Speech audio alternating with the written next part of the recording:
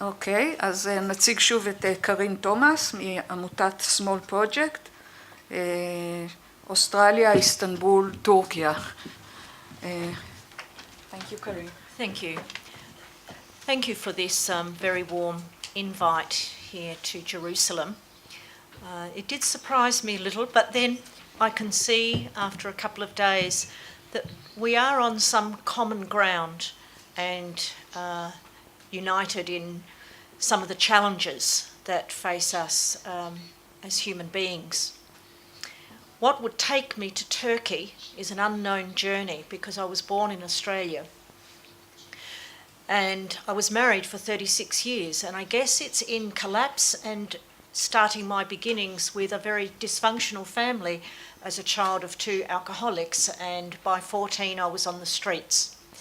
This was a fortunate beginning for me because, although very painful at times, it gave me a nous for surviving in the back streets and working with people that I guess are rejected from our society.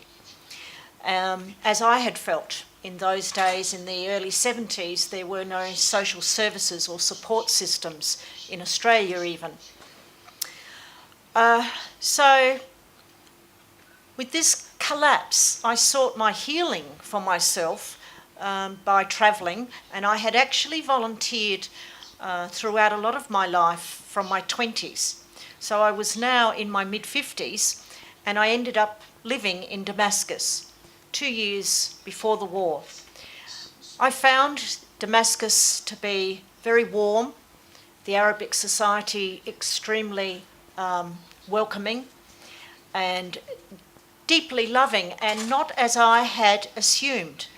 But there's an Anglican priest in America that says if you dip into the well of another society, you find it very difficult to dislike them. And that's how it was for me.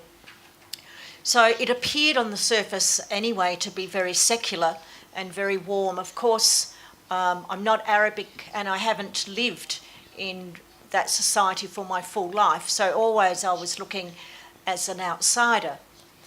But still, my insights for myself were there and I did feel very welcome. Come 2011, we all sat together in different places watching the news from Tunisia and thinking, well, it won't happen here. And 3 months later, when it started to unfold some restlessness, we thought it will heal in 3 months. So after a year, we thought, gee, I felt the foreigners were leaving Syria very quickly. And then, of course, in the next 12 months, as I lived in the Palestinian camp area of Muhayyam Yarmouk, the soldiers and the bombing and the rocket fire was very close, within 50 metres or 100 metres. And there I stayed down a little alley with some 30 people, with children that couldn't go to school, and mosques and schools that were being bombed. So we decided, that Palestinian doctor and myself, that we would convert one of the small bedrooms into a small schoolhouse. And we started with 5 children, and after 2 weeks we had 55 children, beautifully dressed, coming up the stairwells, listening to how to learn English, maintain Arabic, have storytelling and art, colour and some music. And I think the other night when, as I'm not here and understanding Hebrew, certainly the music and the storytelling, you can see how powerful it is in crossing cultures. So from here, we continued for about 6 months, and I guess Small Projects Istanbul emanated from those small beginnings. And as the community started losing their work and their jobs, and we started feeling like maybe the war was getting closer and longer than we had anticipated.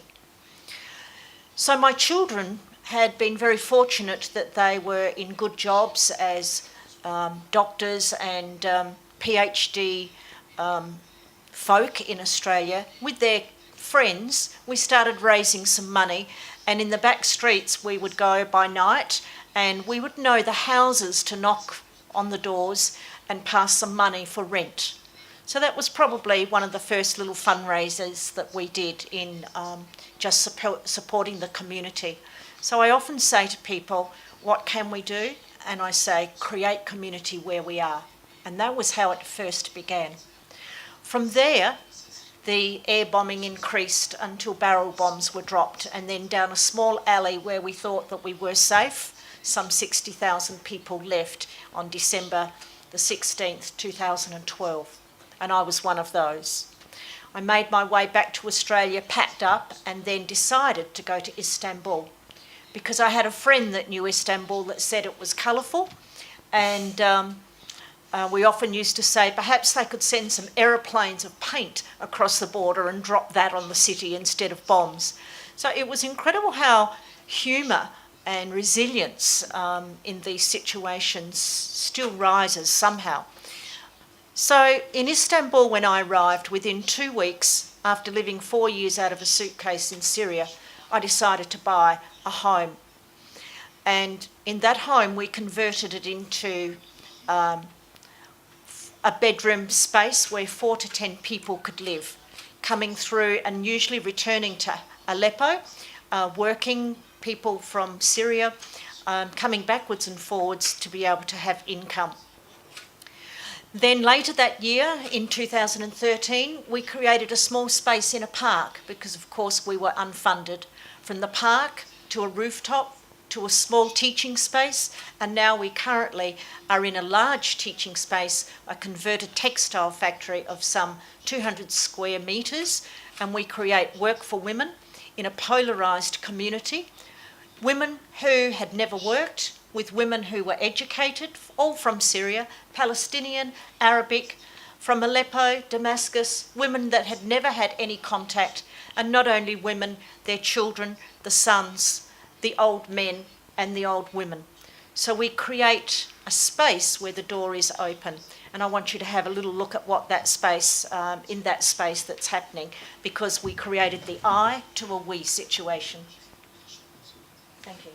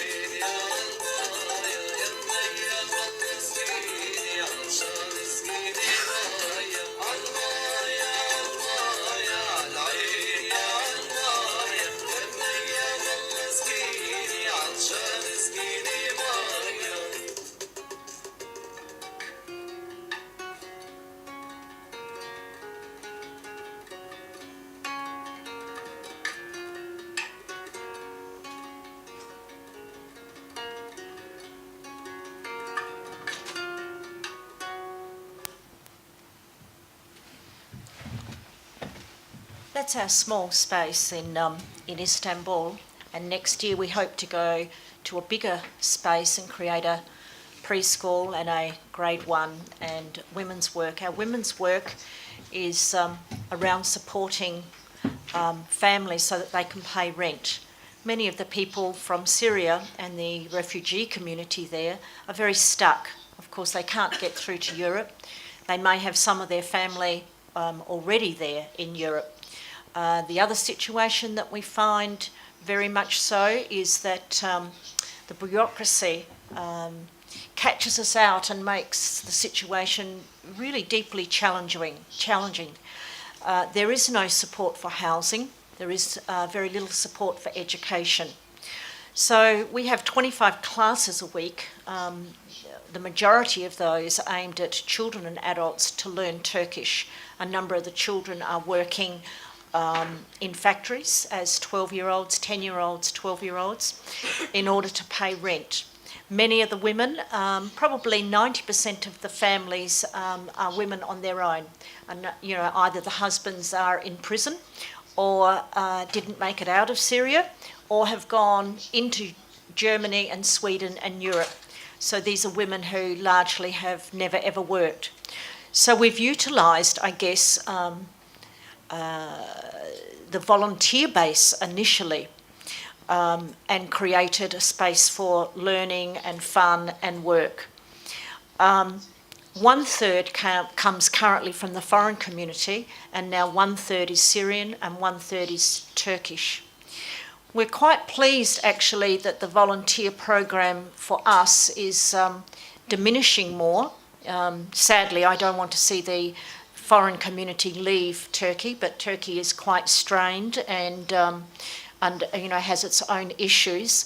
But for us, being in Turkey, we need the Syrian people who have not normally practiced in the role of being a volunteer, or the Turkish people haven't normally been volunteers either, but they have stepped up, a number of them, and have been supporting us. So this is quite helpful.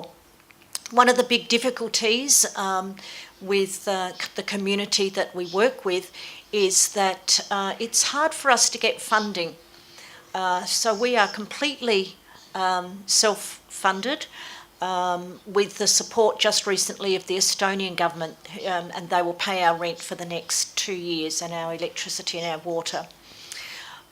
Some of the difficulty is that people don't want to register, or getting statistics is very difficult because so many are illegal. And so in Lebanon, what we hear is the main crisis is around food and housing. For us, it's very much around housing and paying rent and education. So we started actually more in the health area and in housing, but we have very strongly in the last 12 months moved through to education, seeing this as you do, as the way forward and with the children. And we've been to meetings actually with Archev, which have been working with the government for some 20 years as a foundation and an NGO. And when I heard them say that it was very difficult to depolarise, I felt quite grateful that in our current women's program, we have 4 Turkish women working with some 30 other Syrian women and Palestinian women. And when I look at them, they're just enjoying the moment and creating craft and creating a way of life. And there is no polarisation simply by opening up a door. We don't say that it will be 10% Turkish and 90% Syrian. We just open the door. Our greatest need has been for that Palestinian community, and it came about from the support of the Syrians and the Palestinians because of the work that happened in Muhayyam Yarmouk.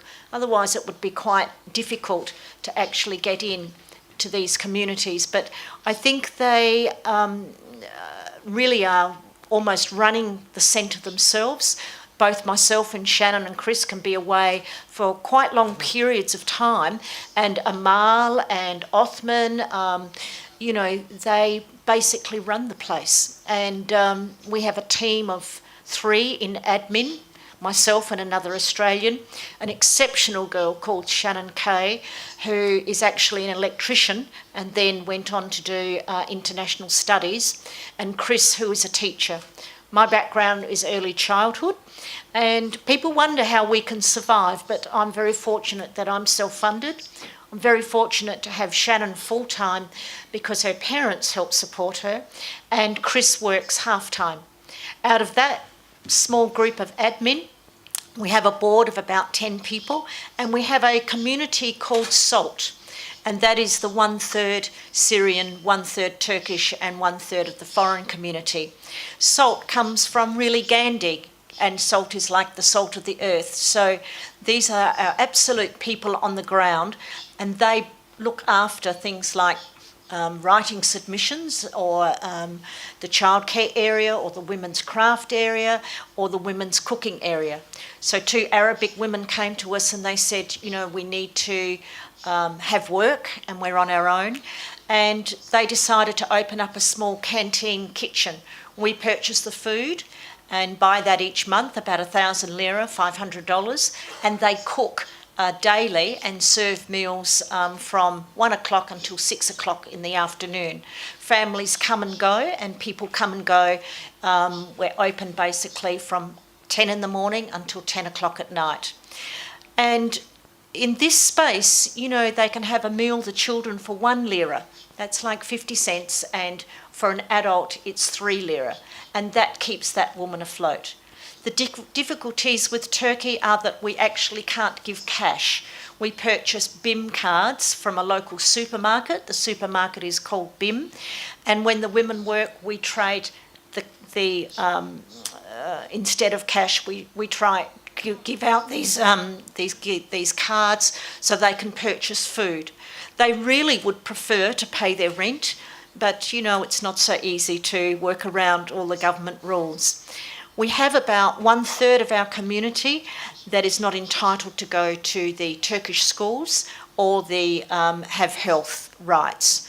And this is quite complicated because you know, there's a lot of health issues. About 6 months ago, one of our 3-year-olds fell out of a window from the first floor, and he was given emergency treatment and sent home about 2 days later, unconscious. And when he regained consciousness 3 weeks later, we've been fighting and trying to raise this concern for him to be able to have residency.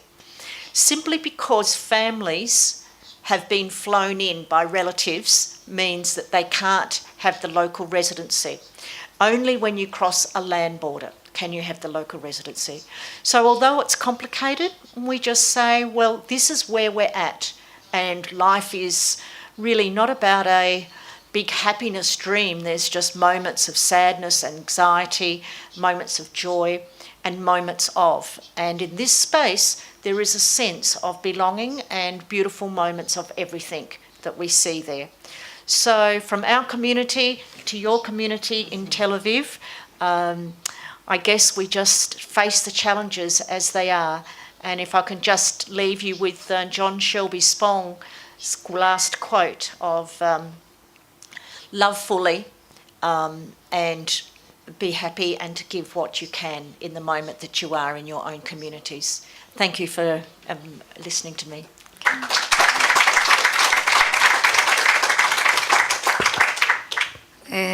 אנחנו נשמע את השאלות ונפנה אותם לאורחות שלנו. כן.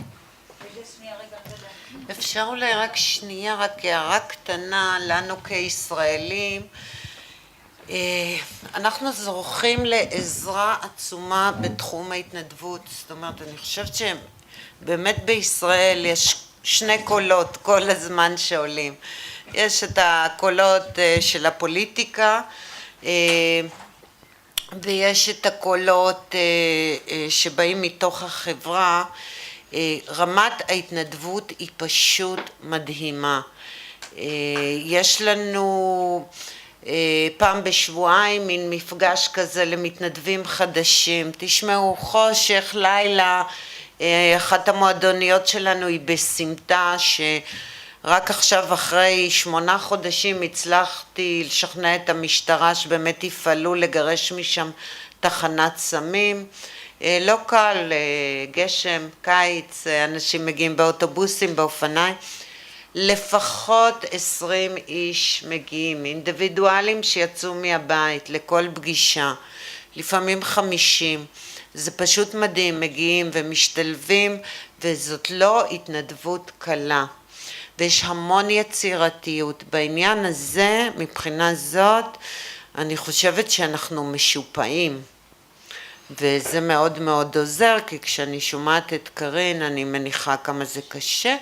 עוד הערה קטנה וחשובה. אני, מכיוון שאני באה מהתקשורת, אז אתם יודעים, תינוק, קורה משהו, ישר מצלצלים אליי באוטומט. ואני תמיד אומרת להם, אלה השיחות הכי מרות שיש לי, כי אני אומרת, זה כל כך עצוב שהתקשורת פה היא חלק מהבעיה, במקום להיות חלק מהפתרון. עיתונאים לא טורחים להגיע לשטח, הם קונים את הסיסמאות של קבוצה מאוד מאוד קטנה, באמת לא נעימה, צעקנית, אבל כל כך לא מייצגת את תושבי דרום תל אביב, ואז מעמידים את זה כמו איזה מין גוג ומגוג, אני לא יודעת איפה הילדים בגוג ומגוג הזה. התמונה בשטח היא תמונה מאוד מורכבת, כי כולם נלחצים שם אחד בשני, היא בוודאי לא גיהנום, היא תמונה עם הרבה מאוד שינויים, אנחנו רק חייבים לעזור לילדים כי הם חסרי ישע. תודה רבה. בבקשה. שלום, קוראים לי אורנית ואני פעילה פה בוועד המנהל של עמותה שנקראת מרכז לקהילה האפריקאית בירושלים. תודה, זה מה שמעמד. רק במילה אחת רציתי להגיד שגם בירושלים יש קהילה של פליטים מאפריקה, רובם הגדול מאריתריאה, אבל יש פה גם קהילה של אתיופים חסרי מעמד. העמותה שלנו בעצם, אנחנו פעילים ישראלים ביחד עם הפליטים. זה קהילה של כ-2,000 איש, במרכז העיר רובם, האתיופים סביב רחוב הנביאים והאריתראים יותר סביב נחלאות ואגריפס. יש גם כ-100 סודנים פה, קהילה קטנה. כ-300 ילדים, שבגלל שזו קהילה צעירה אז רבים מהם הם בגיל הרך ובגני ילדים. יש כ-80 ילדים בבתי הספר. הם משולבים בעצם בבתי הספר הרגילים פה, הישראלים. אנחנו כעמותה יש לנו פרויקטים גם עם הילדים וגם עם המבוגרים. יש לנו מרכז קהילתי במרכז העיר. וזהו, לגבי השאלה שלך לירושלים. תודה רבה. ג'ק, כן, קוראים לנו ג'ק. כן, כן. שאלות נוספות מהקהל.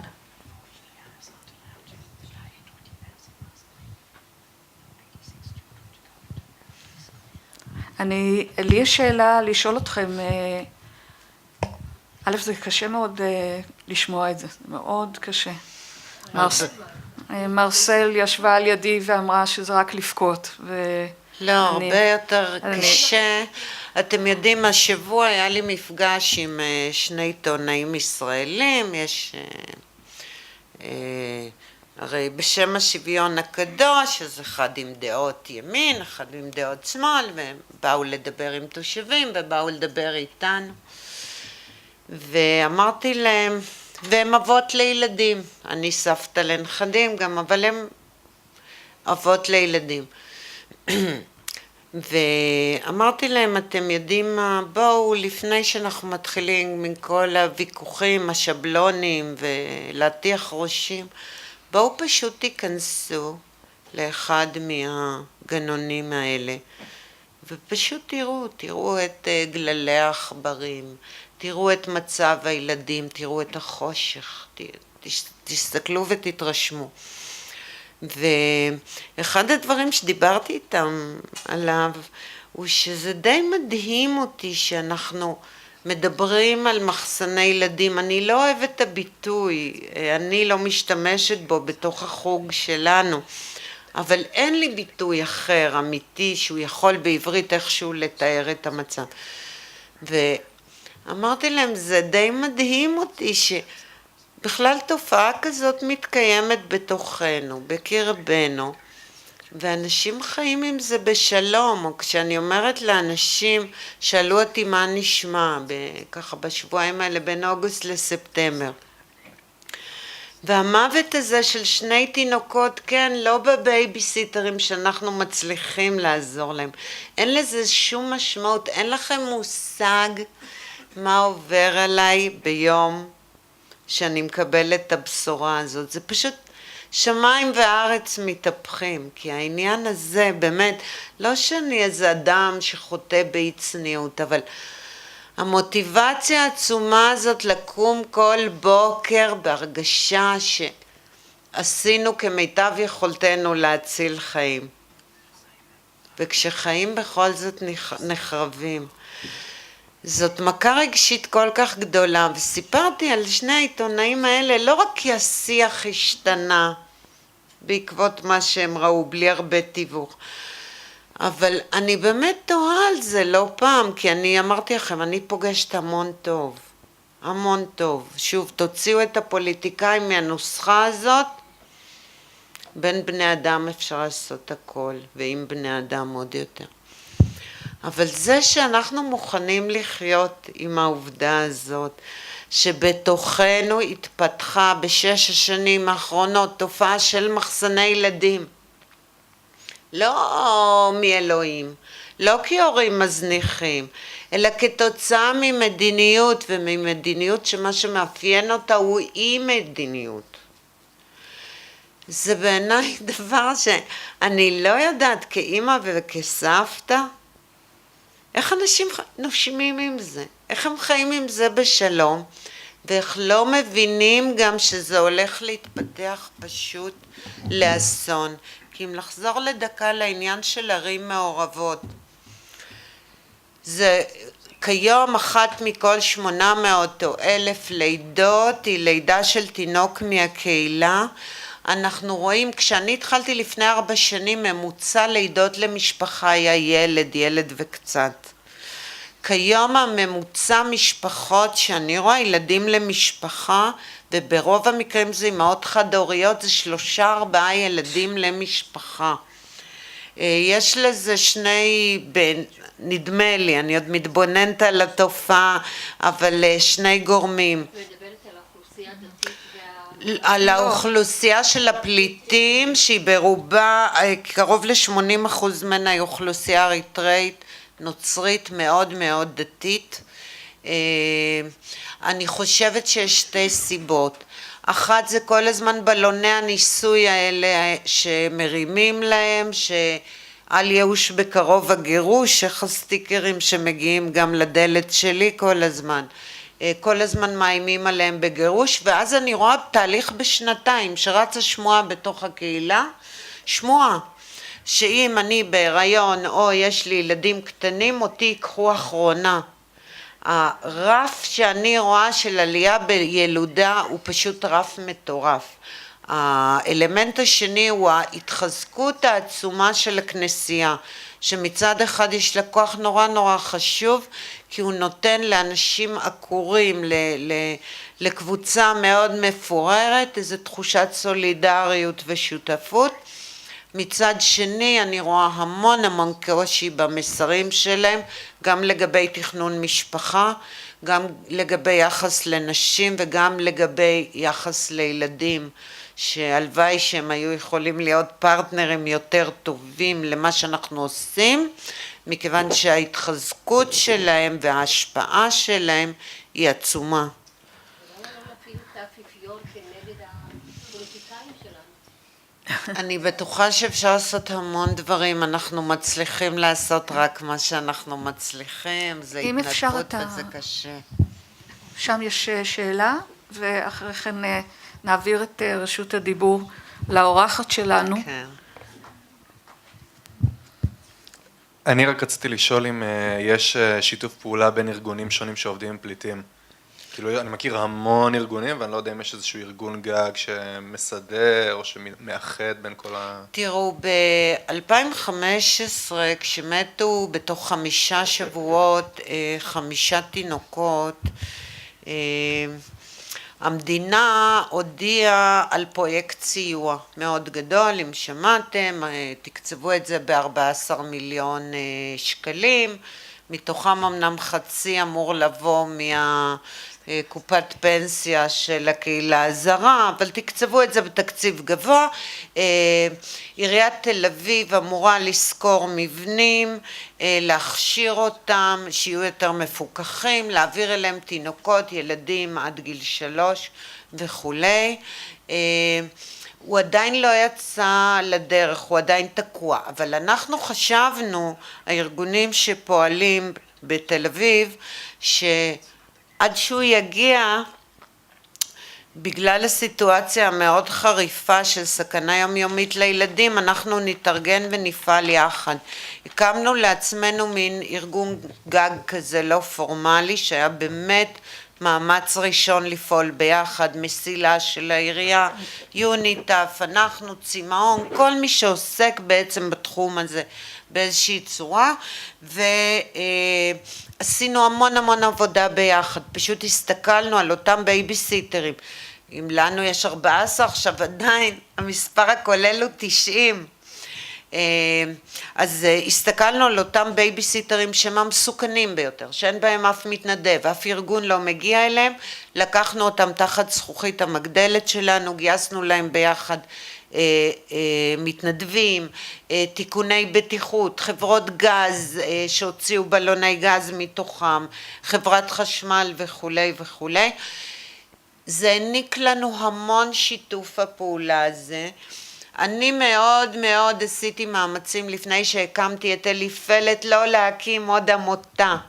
פניתי לכל ארגון אפשרי שקיים ופשוט סגרו את הדלתות. הקמתי את אליפלת רק כי לא הייתה ברירה, מכיוון שאני קצת עוף חריג בעניין הזה, זאת לא הקריירה שלי, אין לי שום תוכניות להתקדם מזה או לרדת מזה לכנסת או למשהו אחר, אז אני באמת מקווה שיש לי קצת ערך מוסף בניסיון לחבור בין הארגונים ולשתף פעולה, הלוואי שהיה פי 1000.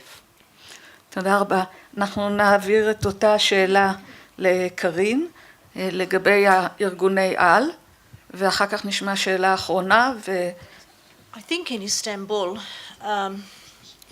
people are a little unprepared, as the world is, for the massive refugee problem.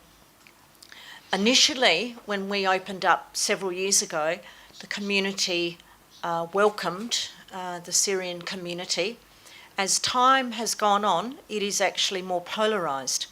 There are small groups that have opened up, and we look to partner with anyone. Of course, we're very busy on a day-to-day basis. So each connection, whether it be in Tel Aviv or in the back streets of Istanbul, takes time. But dialogue and connect, we must.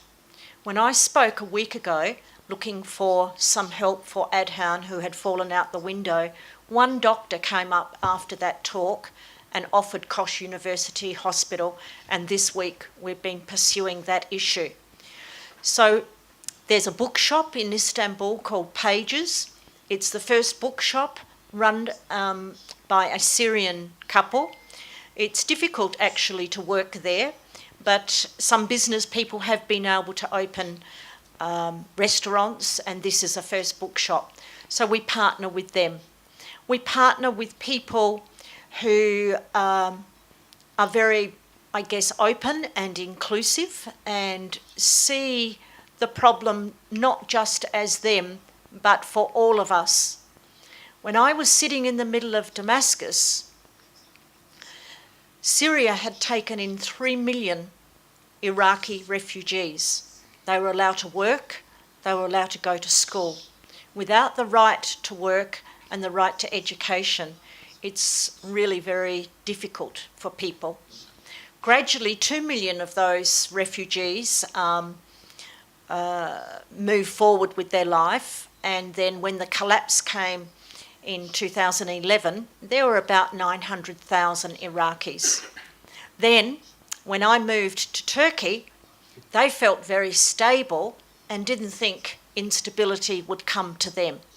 And I used to think, well, there, by the grace of God, go us, because we may live on one earth, but it's just a thin crust. And if you live in New Zealand, you know what an earthquake is. If you live in a politically unstable area like the Middle East, you know what this is like. I never even knew a Palestinian all my life until I was 50, and I met one Palestinian taxi driver. I didn't even know any history about the Middle East. And now, after 8 years, I see the complications, but I also see moments of joy and moments of openings that happen as well, like a doctor coming up and saying, yes, we will treat. So I think it's one by one, step by step, and creating dialogue that is so terribly, terribly important with one community to another. So when somebody contacts us, I mean, even for here, I'm not sure how you found us in the middle of Istanbul, and I asked Pearl this question, and you think, you know, how could I from Australia be talking here? And now I see in Istanbul, a year ago, the street was full in Istiklal Street of foreign people, and now you can walk there for an hour, and it's like deja vu in Damascus. You walk down the street and rarely do you see a foreign person. And I think sometimes it's extremely messy, and I think connecting with small communities around us, if we have excess of donation, we contact a girl called Shala who's from India working in Balat and has some 70 Syrian refugees coming and much less resources than us. So we pass that on. But we have much less resources than people that are funded by perhaps the UN. So we engage anywhere, and we are very open. And some of our people that support us still from Australia, several communities from NGOs in Washington, for the first time, they've made contact with us, and they, Anatolian artisans, train our women's group, because our women are engineer and homekeepers and hairdressers. They don't know about craft or how to create something. So even today, I'm just so excited to have this gift from Yael, because it's something that, with her openness, she can say, copy, don't reinvent the wheel. And I'm going, this is an amazing idea that could bring us funding. Last week, we spent 20,000 American dollars placing 86 children into school because they were working in factories, because they have no right to education in the system. Only if you have the current ikamet. And like I said, at least 1/3 to half of our community don't have that right. But Turkey will move and change bit by bit, because with collapse, it will be forced to.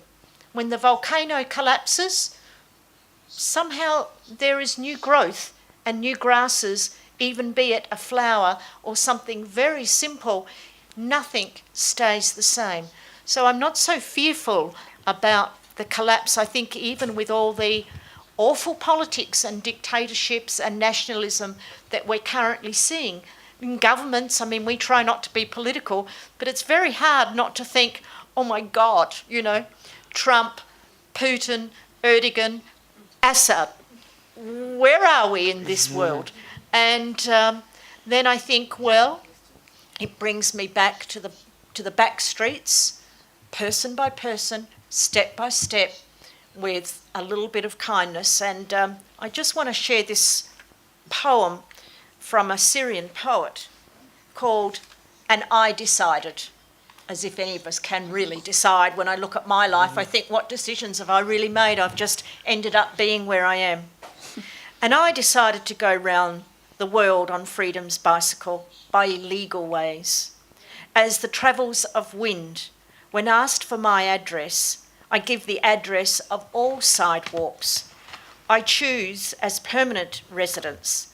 When asked for my papers, I show them your eyes and I'm allowed to pass, for they know that travel in the cities of your eyes, my dear, is the right of all world citizens.